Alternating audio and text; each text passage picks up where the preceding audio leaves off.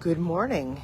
Here we are at Harleigh Cemetery in Camden, New Jersey, where the Nick Virgilio Haiku Association is leading a Ginkgo walk, starting at the grave of Nick Virgilio and progressing through the grave of Walt Whitman and others, led by Geoffrey Sill, one of our board members, and a scholar whose career was at Rutgers Camden, leading the English department. And we'll be focusing today on elements of nature like the geese by the pond and all the things you might see if you were on this nature walk with us today. Geoffrey, to you. Morning. It's a bit drizzly today, a kind of a Nick Virgilio day, I think. One represented in his poems on frequent occasions.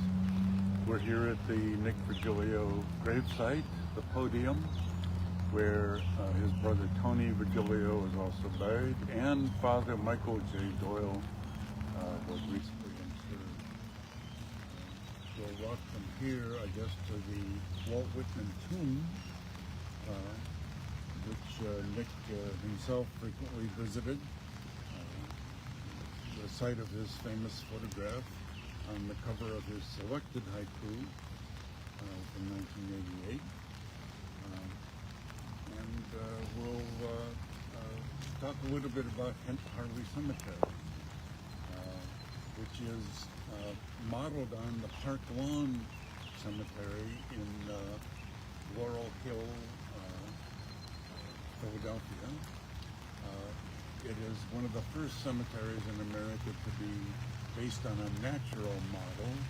That is, it preserves the rolling hillside and the curving pathways and so forth, which is meant to integrate that with nature rather than fortify us against death, which was the old tradition of the English churchyard, where there was a high wall and graves aligned in rows and that sort of thing. Here the attempt is much more to return to a natural setting and unify humanity with its origins in nature. While we're here, it might be appropriate to read a few poems by Nick having to do with interment, with cemeteries and so forth. Read a few from read a few from Nick Virgilio Collected Haiku, a book just recently published that collects all of Nick's published haikus. I'll start one from 1974. The cold morning rain is darkening the worn dates and the soldier's name. The cold morning rain is darkening the worn dates and the soldier's name. Another one from 1982. At the Iron Gate, in front of Walt Whitman's tomb, a stranger plays the flute. At the Iron Gate, in front of Walt Whitman's tomb, a stranger plays the flute. And finally, my 56th June, still alone on a journey into the unknown. My 56th June, still alone on a journey into the unknown. That was from 1987, 2 years before his death. A Ginkgo walk, as you know, is a moment, well, it's translated as walking around singing. Walking around listening to airplanes. The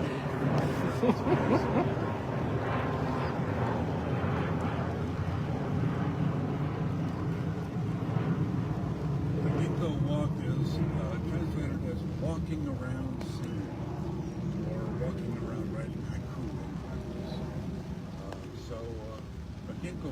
because actually we learned it already contains the idea of walking.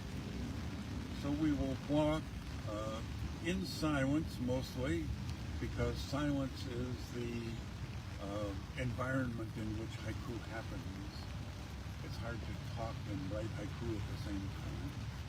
But silence creates an open space where haiku can enter by itself, really.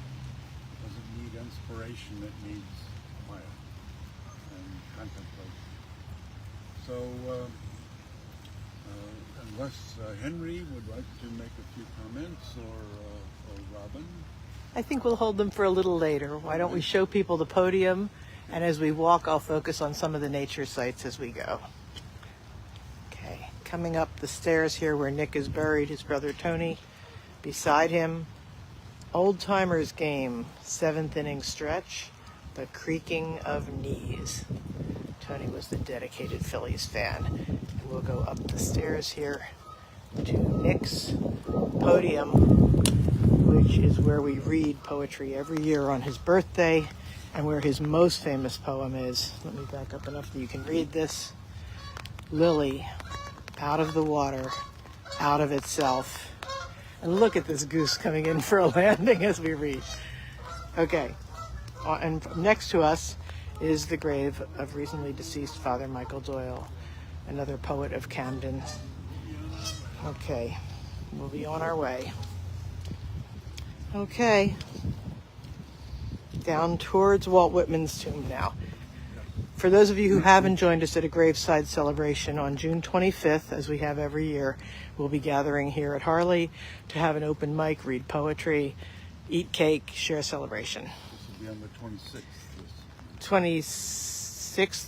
I think it is. Okay, I'll double check the date and put it on our This website. little one here that I just wrote for these three stalwarts at Harleigh Cemetery. There's Tony and Nick, Michael Doyle is buried next to him. And Tony, Nick, and Mike, haiku brothers in Harleigh, together again, composing poems with Whitman, haiku under leaves of grass. All right, that sets the stage.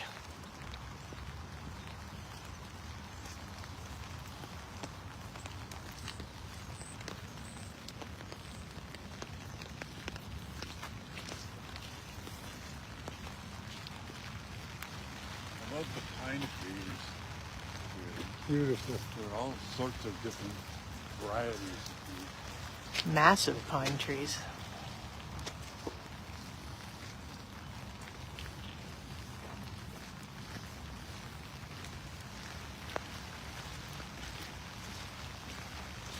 We hope some of the sights and sounds inspire your poetry today.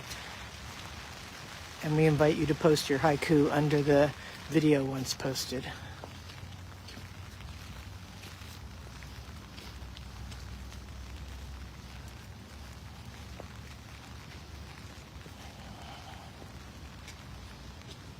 Walking through a garden of stone.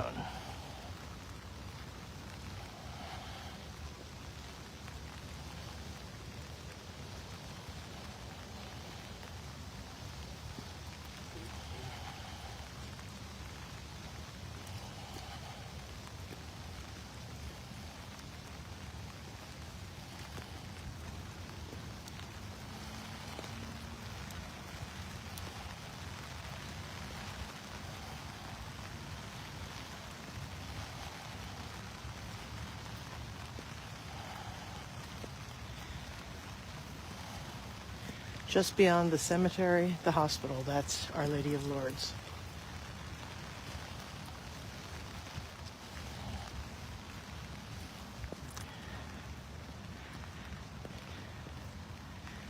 And for those of you who have never visited Walt Whitman's tomb, it's tucked away down here, you'll see.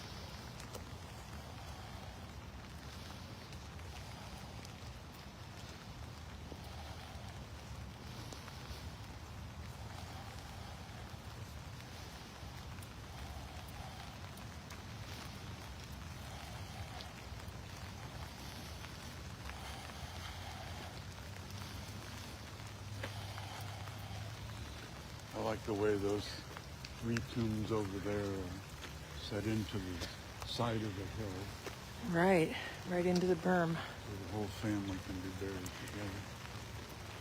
And above the ground, but still in it.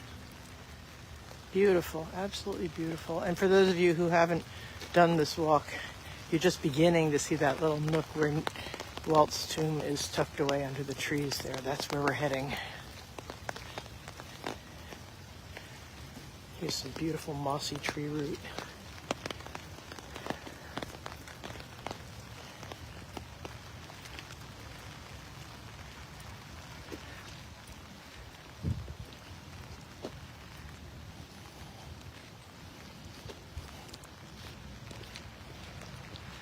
You know, Nick wrote a lot about things that he perceived in reflections, so I'm going to pay some attention visually to the reflections in the puddles in the pond today. You may know his poem about bass picking bugs off the moon. Walk carefully. Yeah, we have to walk carefully. The geese have really anointed this walkway quite well.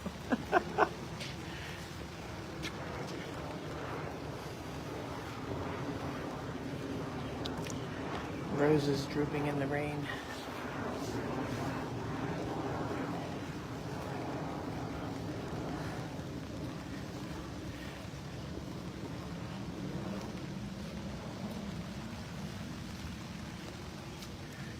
Some of you will recognize this now if you own the book Selected Haiku, or if you have come to visit and pay homage to Walt.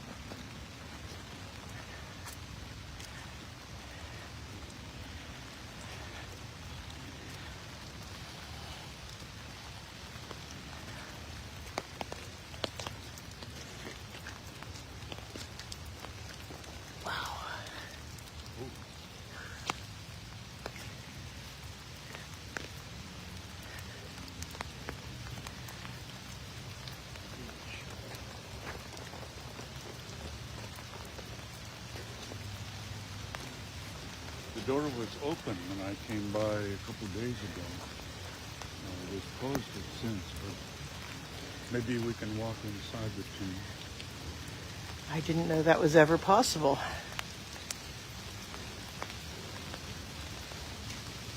The tree reaches out its mossy root towards the tomb.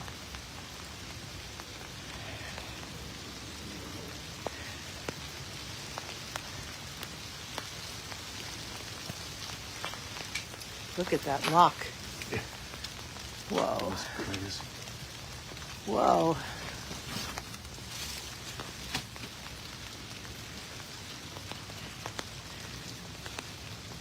Close it up again. We will. Okay, there are quite a few candles here and a big bed of leaves. I think I'll still have enough light to shoot.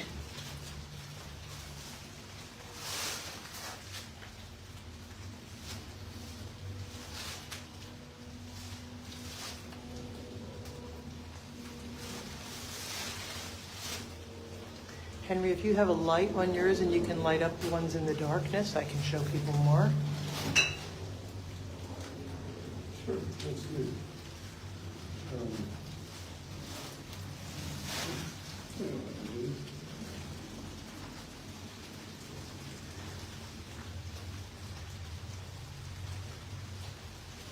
Okay.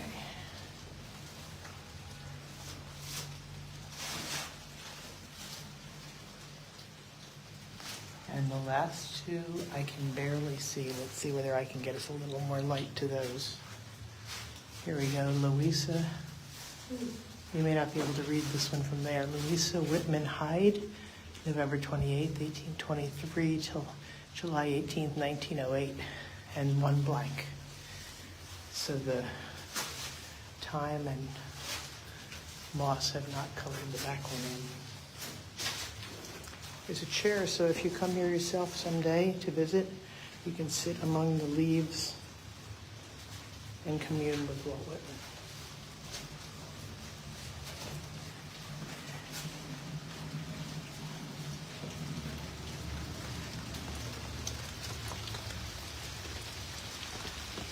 I had not had that experience before. I had not realized it was open. I've never been in a That's tomb before. that's quite wonderful. And people bring flowers and candles. It's quite the shrine. Okay. Solid granite in this building. Really? All of these 3 blocks tons. Are about 3 tons. Wow. It's not going anywhere. Quite a sense of permanence here. And the wrought iron with its bit of decoration. But I think I'm most fascinated by this lock. Look at this lock. The lock that guards the door. And all the leaves of last fall waiting for spring to come.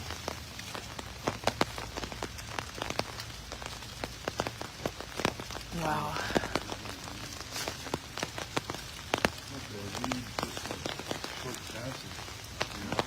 Okay. This is from With Walt Whitman and Camden, which is the collection of interviews that Horace Trouble conducted with Walt Whitman in the 1880s and 1890s, first 2 years of the 1890s. Horace Trouble is also buried in Harleigh Cemetery, about a half mile from here, next to Mother Bull, or the socialist labor leader. Some great people here. This is what Whitman had to say on 1890. I went down to the cemetery. Harleigh, I want you to go there too. See my lot. He had his lot picked out as a request from the superintendent, Ralph Moore, who really wanted to establish his cemetery, which had opened in 1885. And having Walt Whitman and family here was the way to do that. So the lot was a gift for to see my lot. Ask for Moore, the superintendent. He will treat you well. He is an Irishman of the better kind. I like him. And curiously, he is the first man of the kind in such a position whose views coincide with my own. He is eager to keep the trees, to keep nature out there in her own character, not to have her spoiled and corrupted. I think they wanted me to go in the open, in some prominent place, conspicuous, but I would deepen the Moore is not bitten with the art side of life, not sacrificed to that vein of all literary, artistic ambition, elegant systems, conventions, rule, canon. In that respect, he is our man. Some of the bedside chatter that Walt Whitman was close to that. I think there's anything about the story that he went from door to door collecting funds in order to build this? No, that's not my information. My information is that, a collection was taken up.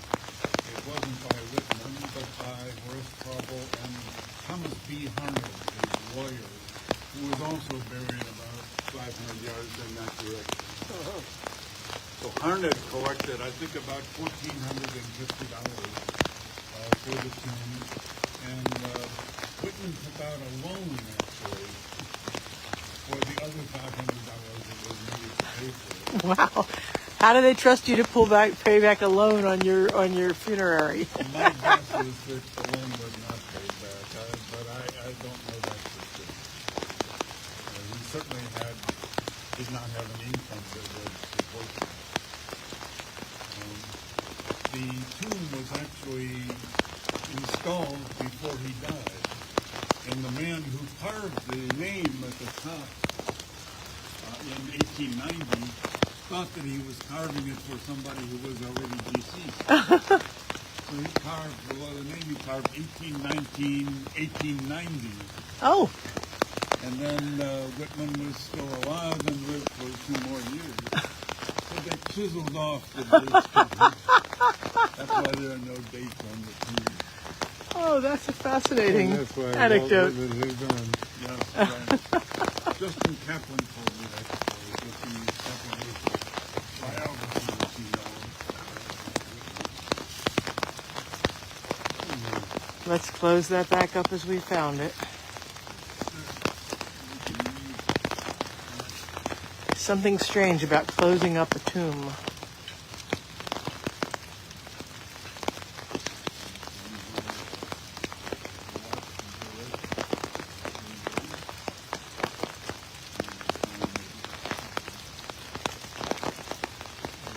I hope some of these little moments spark your haiku, and I'll try to throw in some phrases that might be sparks. The old metal lock on the tomb gate.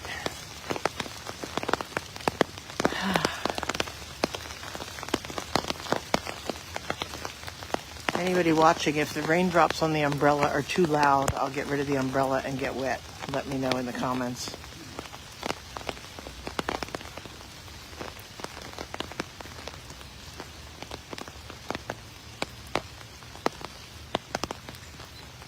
Okay, and here's where we have a little more information. Let's see if we can get it legible.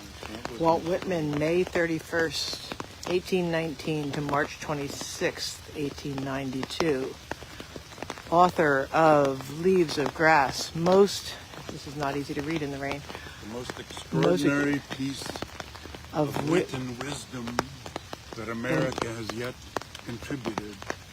His life was an affirmation of freedom. His poetry was a celebration. of life. And his philosophy. Let's see, this is hard. Was a preparation for death. I depart as air, I shake my white locks, and Oh, that's a good idea. the faraway sun. I effuse my flesh in eddies and drift it in lacy jags. I bequeath Myself. to the dirt to grow from the Grass. I love. Yes. If you want me again, look for me under your boot soles. Your boot soles. Where's Rocky Wilson when we need him? He can recite that with such drama. Okay. From Leaves of Grass. Okay. This spot is where Nick Virgilio took me in probably around 1986. Not telling me anything other than could you give me a ride over to Harleigh Cemetery? And then he said, well, you want to see Walt Whitman's tomb? And I said, okay, sure. And we parked and walked down here, and there were people around, like a lot of them were collective students gathering, and it was May something or other, I think it was Walt Whitman's birthday. And they were reading poetry, some by Walt Whitman, some by that they wrote themselves. And Nick said to me, do you have any poems? And the only poem I could think of was the only one I wrote in college, which I dreamt and then got up and wrote it down. And I read the poem, and well, I'll tell you, it was up from a rep, the door of its hinges, down into the black bar I swirled. And there I got a red-steered black door that said, "Welcome to the world." And when we were walking by the lilac that used to be planted out front here, he said to me, you should keep writing, and I took him at his word. That was something Nick did. He was like Johnny Appleseed for poetry. Anybody who he could get to write or recite a poem, he encouraged them to keep going, and that's a big part of his legacy through our association. All right, where to? Well, it is continuing to rain pretty hard. Yep, yep. So my guess would be that we should just go back to the Virgilio tomb and Okay, we're going to head back towards the Virgilio tomb. I'll try to capture you some footage of the geese, although as the rain picked up, even they have scurried for cover, leaving behind lots of evidence that they were here on the walkway as we thread our way through it. In various visits to this cemetery for the graveside celebration, we've seen red-tailed hawks and crows and all kinds of wildlife. It's a very, very beautiful spot.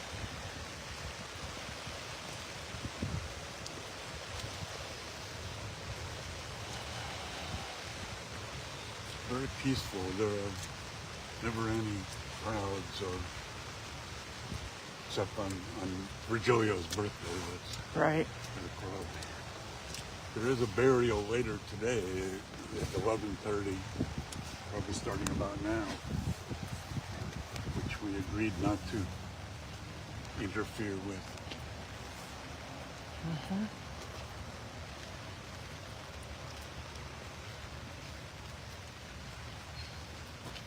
Raindrops in the pond.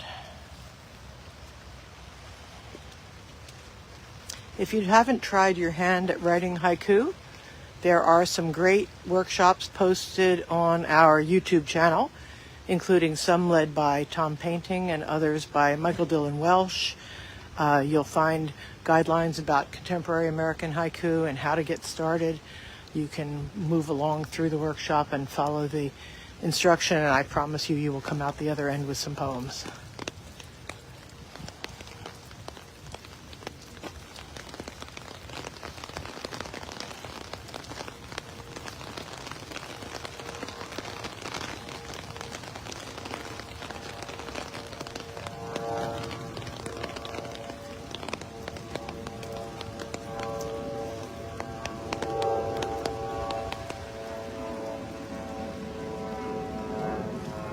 See if I can pick up that plane flying over.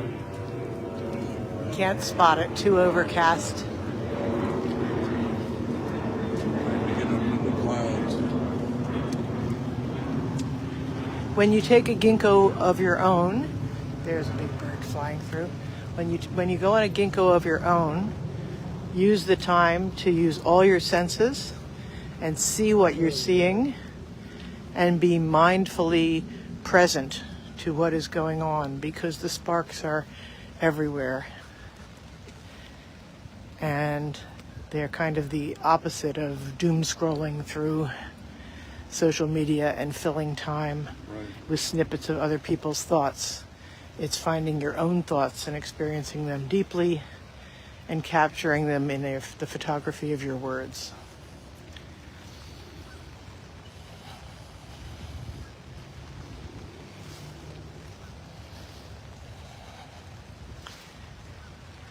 Look at this family tomb. And everything is covered in velvety spring moss today.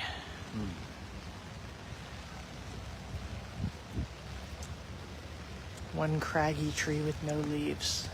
Yes.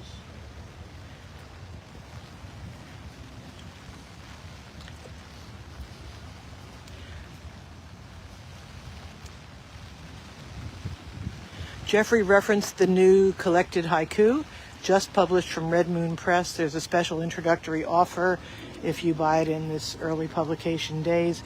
It's on the nickvirgilio.org website store, and we appreciate all those pre-orders that have been pouring in.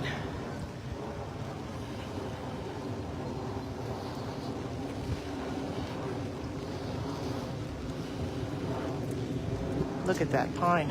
Wow. And a nest way up at the top.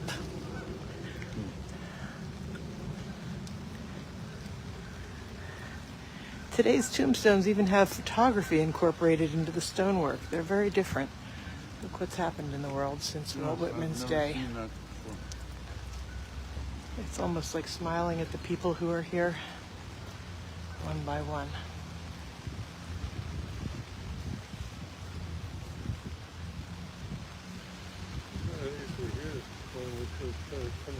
Yep.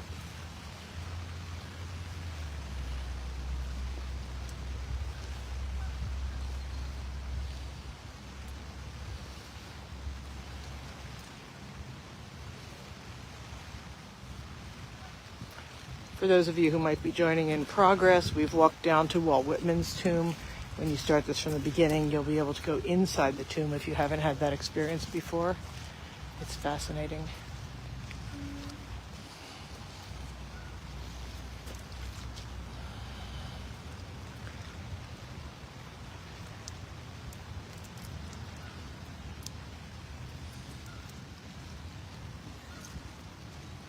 All the geese who greeted us when we got here have fled the rain. It's funny. Oh no, here's some.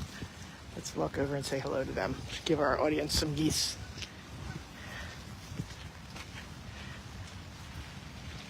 They're pretty unfazed by this human presence. Oh, they love it. Yeah. Yeah. Nope, we didn't bring you any grains today, guys. Well, there's a greeting. A goose greeting. I don't know if that's supposed to be threatening. Or... I don't know. Does that go away in goose? Okay, so we are now back where we began at the Virgilio podium and the Michael Doyle spot. Yep. A ginkgo walk is traditionally closed by a reading of any poems that were written on the occasion. And I confess that I did not write a poem during the walk, but I wrote one before the walk. So, if you don't mind, I would like to. Oops. We would love you to read that. I would go with that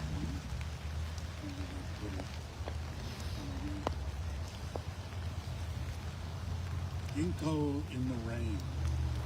The path is not too long from Whitman to Virgilio. Nice. Ginkgo in the rain. The path is not too long from Whitman to Virgilio. Thank you. Kind of since Michael Doyle was buried next to Nick, I'd like to point out here that Michael was instrumental in introducing Nick to our community of Sacred Heart Church.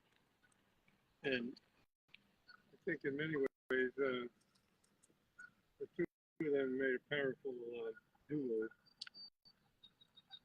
And some almost 40 years experience with Michael and 35 years with Nick made a big difference in my life. So I wrote this ode to Michael. It was Go stand by the new rock on his grave and let's do it there. Father Doyle said that he wanted a big friendly rock where people could come and sit and commune with him. So it's here right next to Nick's grave. from the Easter big distribution there, which I think tragedy and Michael certainly does rise again. Uncle Michael Doyle takes on the hard cases. Who inhabits forsaken places? Lights up miserable faces. Who hails from a foreign shore? Holds open every door. Never fails to ask for more. Who speaks of the little things? Whose voice with poetry rings? Whose voice to the heart sings? This letter each month offers a prayer that children in need receive a share. Able to learn safely in school. Rare. A shepherd, he witnessed many a birth, a miracle of God's love on earth. A sign to him how to prove his worth. After school, he chose a vocation. He learned the value of devotion. Valued most when sent to our nation. It was on the farm that did him train, helping his father bring in the grain. Remembering his grandfather's refrain, words that today seem out of place, odd to us who are not youth, who are not of the old sod. It's a terrible day. Thanks be to God. We invite you all to go off and write some poetry, whether it's haiku or other kinds of verse, and feel free to post them either here on Facebook, or this will be going up, as I said, on our YouTube channel. And we and the geese will thank you, and thanks for joining us for a pleasant half-hour stroll in the rain. Thank you, Dr. Sill. Awesome. Okay, with that, I will figure out how to conclude our broadcast. Yes.